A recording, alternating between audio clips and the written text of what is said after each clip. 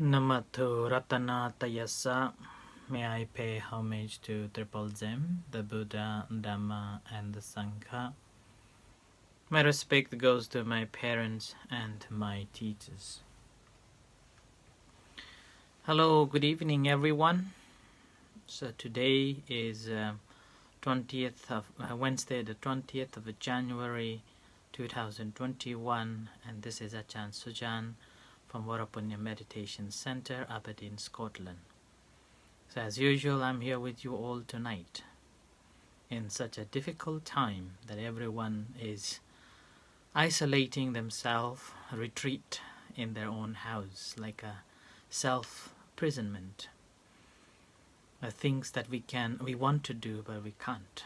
So in this difficult time, I'm here with you to share some of the teachings and answering some of the questions that you have sent it to me. Today, before going into the topic of the day, I would like to thank you, Margaret, for sending me socks and a nice card with the nice words. Thank you very much. And also my appreciation goes to John McDonald's and Prani McDonald's for a generous donation towards the new heating project. So thank you very much. So hello Manish, hello Margaret, Yvonne, Shelley, everyone, Jenny, and everyone those who are here today. Anish, Tun, Chandra, Dipankar, and everyone. So I hope you're all keeping well. So today's topic is the third benefit of a practice of a meditation, and this is called the dukkhadomanassa attankamaya. Dukkhadomanassa attankamaya. And here, the translation for this dukkhadomanassa attankamaya is for the extinguishing of a suffering and grief, or extinguishing of a pain and displeasure. Okay? And here, when we talk about the extinguishing the suffering and grief, we have to define that there are two types of a pain. One is a physical pain and another one is a mental pain. When we talk about the physical pain, that is a dukkha, and then when we talk about the mental pain, it is called domanassa. So that's why the two becomes dukkhadomanassa. So physical pain and mental pain, and overcoming this pain and grief. So practice of a meditation helps us to overcome these two pains and griefs. And here, not only in terms of the what the scripture says so, but nowadays there are a significant number of research work going on that how meditation affects our emotions, how meditation affects our physical body. And that's why there is a so-called studies called psychosomatic. A psycho means the mind, and a somatic means the body. And now from the research, the modern research, it appears that psychosomatic diseases basically are the causes from a negative state of a mind that implicated in a physical ailments, particularly chronic disease. And now this is quite a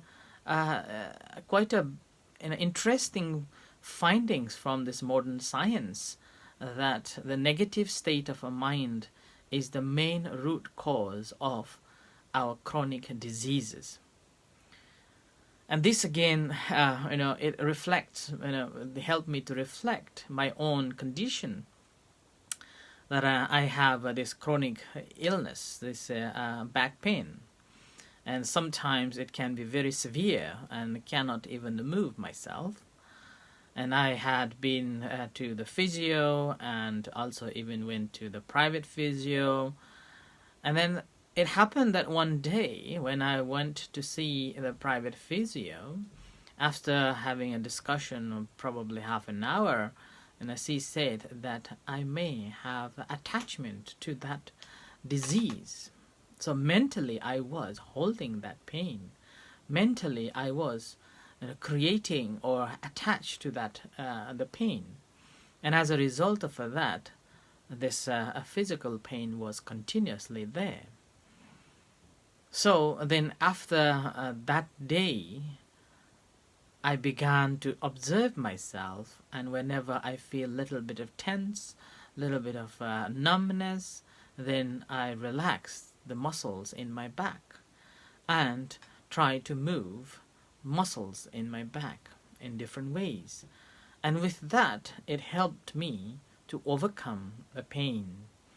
And also, I have no attachment to it, although it does come back again and again and can be very annoyed.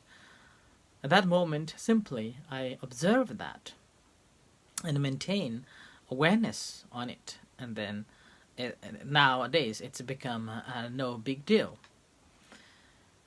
So that is the one experience, and I can tell you. And another experience that many practitioners normally express, that when they are sitting cross-legged on a floor or even on a chairs for more than they could sit like a half an hour or an hour, normally there is a numbness in their legs, and immediately when there is numbness, they try to fix it, and they try to feel, oh, this is a numbness, I'm feeling a pins and needles, and immediately it's become a big story.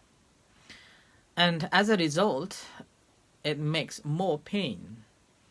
Yeah? So, whereas in the practice of a meditation, from my own experience, I can tell you that the moment when you have those pins and needles, use that pins and needles as your meditation object, and you pay attention to that. And as you pay attention to that, and gradually that shifts to different ways, different forms, and there will be a dance of this pain. And this particular dance of the pain that I experienced it this 2020. That was February 2020. I went for a 1 month retreat in Thailand. And in that retreat, halfway through, there was a very long chanting. That's called blessing chanting. Due to this pandemic was just about to spread around in Thailand. So, and there was a long chanting, and I sat, and my experience was that my legs becoming numb and becoming very thick, and feeling of a heat, feeling of pain. And I told to myself that you are doing such a great blessing for the whole world. Watch it. And I observed it and watched it. It was very painful at first time. And gradually, as I pay attention to that pains and needles and numbness and thickness in my legs, and gradually that changed into different sensations. There was a dance of a coolness, a heat and temperature, a pain, like that.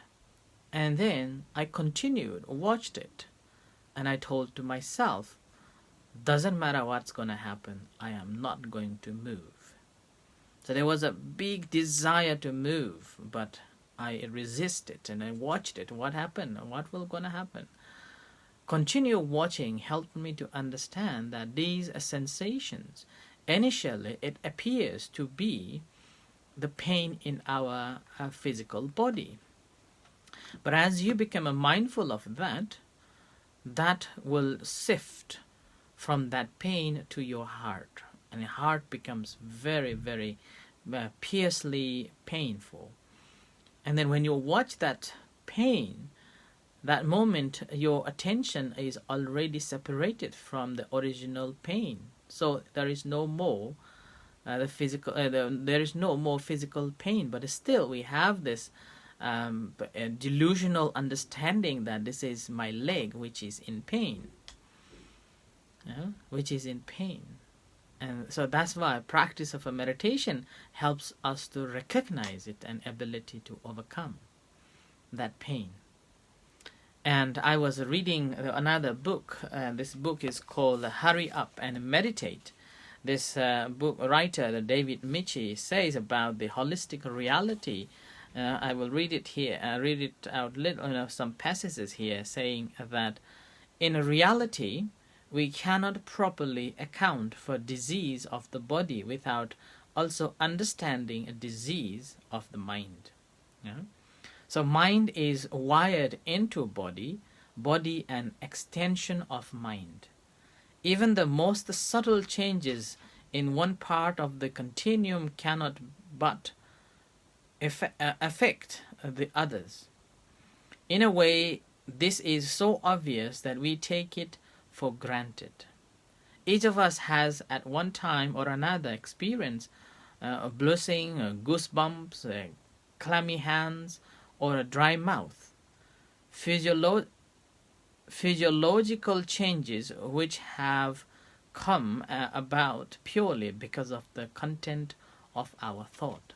So this again supports that these scientific research that going on definitely supporting what the Buddha was talking, that the psychosomatic diseases are basically from the mind creation, and that can be overcome. But having said that, if you are having those pains, do not think that this meditation will help and do not go to see the doctor. No, I'm not suggesting to you. You go to see the doctor and as well as use the meditation just to disconnect from what you have been experiencing. I've heard that a few years ago there was a forest monk, and he was having a terrible pain in his body, and he thought that was his meditation making him become so aware of that pain. And he was able to contemplate on that pain, and it was a very good meditation. But it happened, it wasn't just his meditation that was making him to be more aware of that pain in his body, but actually the body has got some trouble too. So that's why if you have it, then go and check it. And which is again, I also had a similar experience about 10 years ago when I was in Staffordshire, in Wat Mahathat, working there. I always had a problem in my stomach, and I thought that my meditation is so good, and I was always contemplating on that pain, the heat, and this kind of a burning sensation in my upper stomach. And I went to the GP, and even went to the thorough checkups in Derby, Royal Derby Hospital, and they couldn't find anything. And the sensation was just there, and the burning sensation was always there. And with that, after checkups, and couldn't find anything, that confirmed that, my meditation is really good, that I can observe these painful feelings in my body so good, and my mind was so contemplative, like that.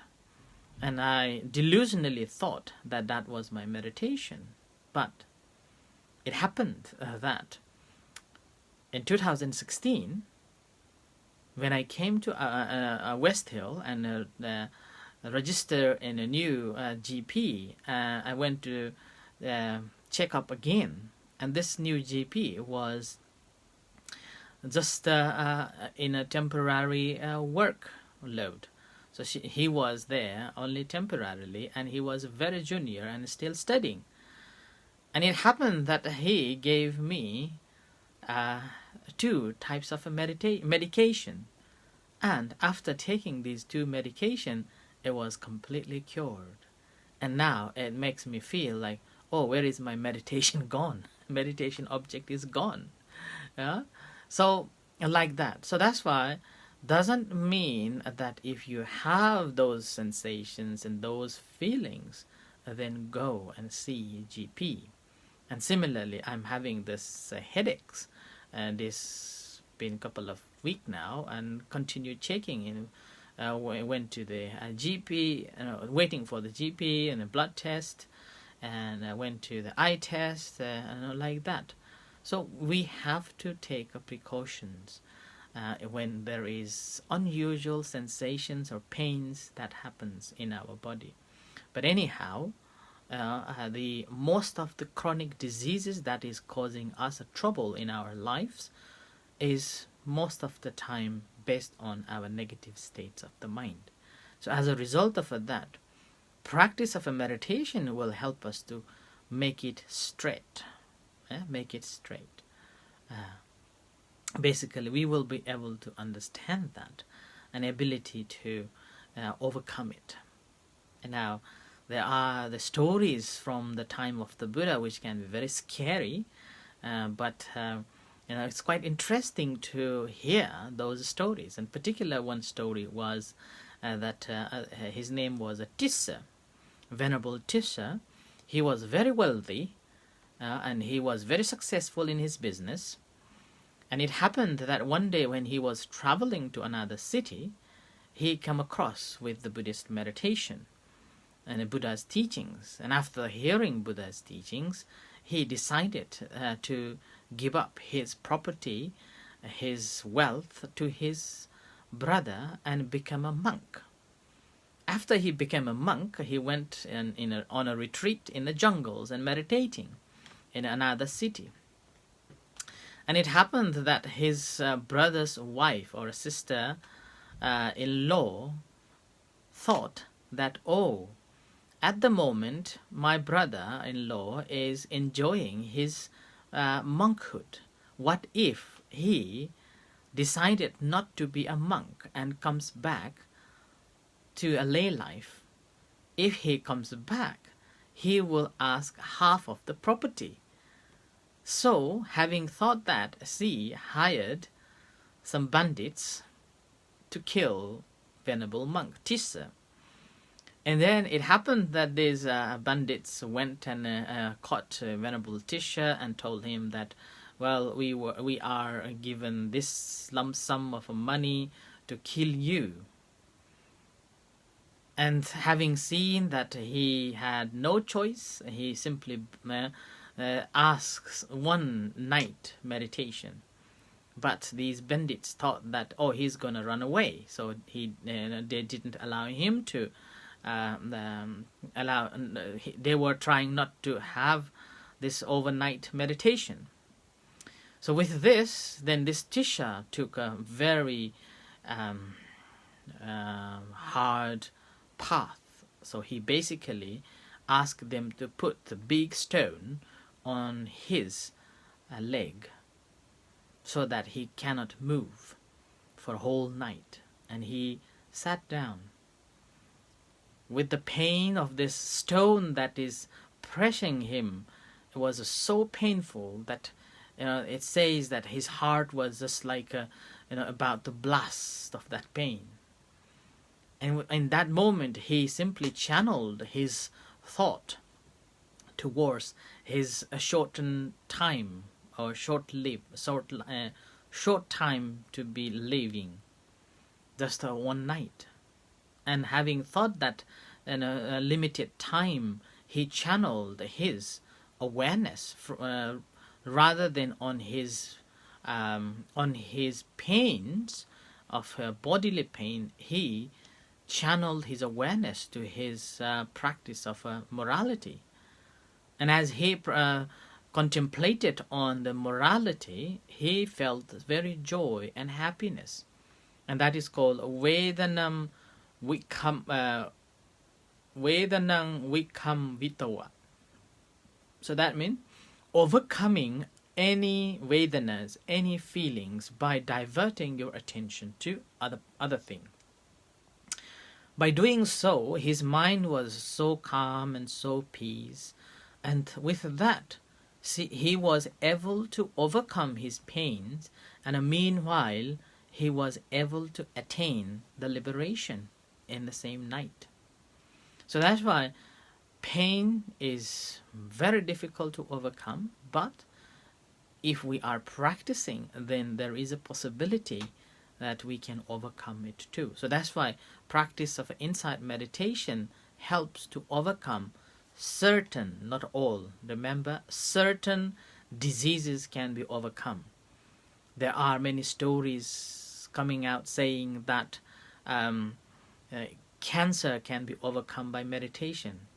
And here I always take this view that not everyone will be cured by the meditation, and everyone's cancer is not the same, because every man or every human being's physiology is different, their chemistry is different, their immune system is different, the way it works is different.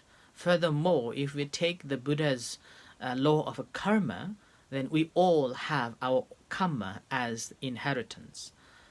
So that's why do not take as one example by saying that meditation help to overcome the cancer.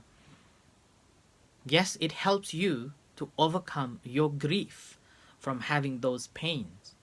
Yes, it helps you to quieten your anxiety, quieten your pains, and also quietens your desires and grief.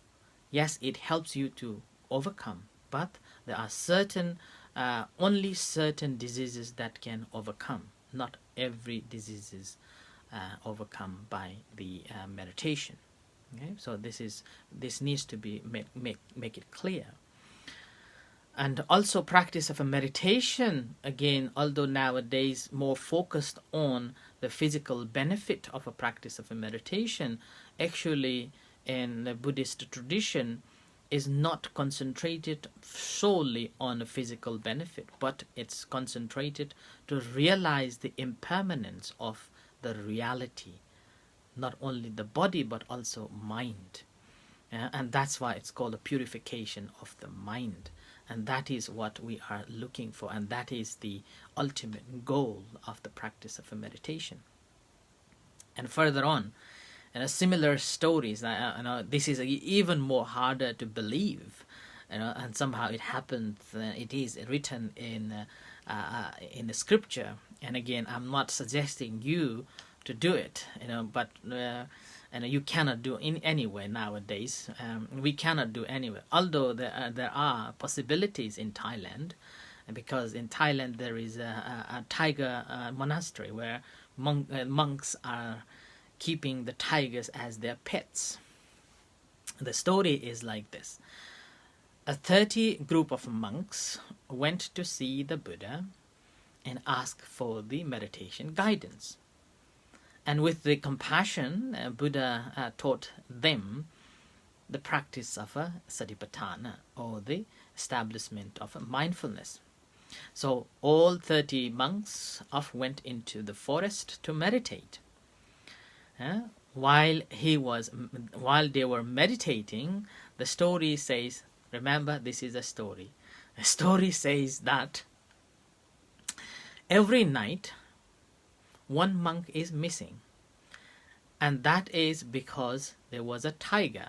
A tiger is taking a monk once a night. Every night one monk is missing, and then each monks, those who were taken by a tiger, didn't want other monks to be disturbed by screaming that, oh, there is a tiger and tiger is attacking me.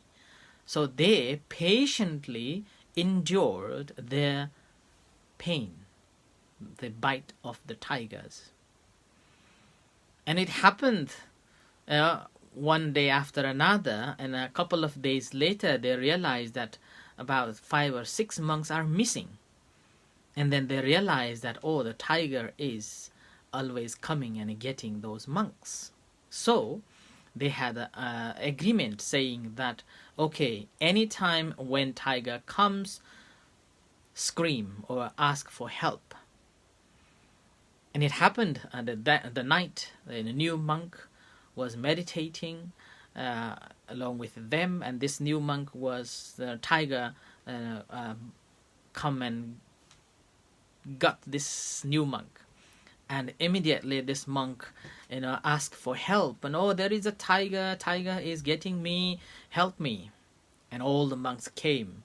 The remaining monks came with the sticks and the different forms of sticks and other weapons, kind of whatever available around them in the jungle, tried to save this monk. But it happened that this tiger was a very, very powerful tiger.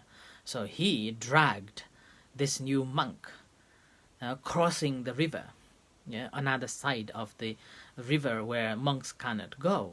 And with this, all the monks said to him, my friend, all what we can do at the moment is to help you to gain the awareness. We will not be able to save you, since the tiger has already taken you another side. So in this moment, enjoy your pain and pay attention to on that pain. And it happened, the story says that as the tiger began to eat him gradually, before his death, he was able to overcome his all the pains, and there is no grief. And rather than he was holding of this pain and miserable thoughts, he channeled it into the purity and compassion to this tiger. And as a result of that, there wasn't any pain, but he was calmly died with the liberation. And later on, this story told among the monks. So that's why it is possibility of paying attention to the pains we can overcome. But if it's really needed, then we have to go and check it. And this is, as the Emma, just the text saying that it's a attitude that change. That's truly sure. So suffering or pain is pain is inevitable, but suffering is our choice. So it's an attitude that changes how we react to our pains and difficulties and griefs that we are going through. So I end here for tonight's reflection on the third benefit of practice of a mindfulness meditation. In a few moments' time, we are going to have evening chanting and guided meditation. You're most welcome to join with us. Until then, good night, and may the Buddha Dhamma Sangha bless you. Sadhu, sadhu, sadhu.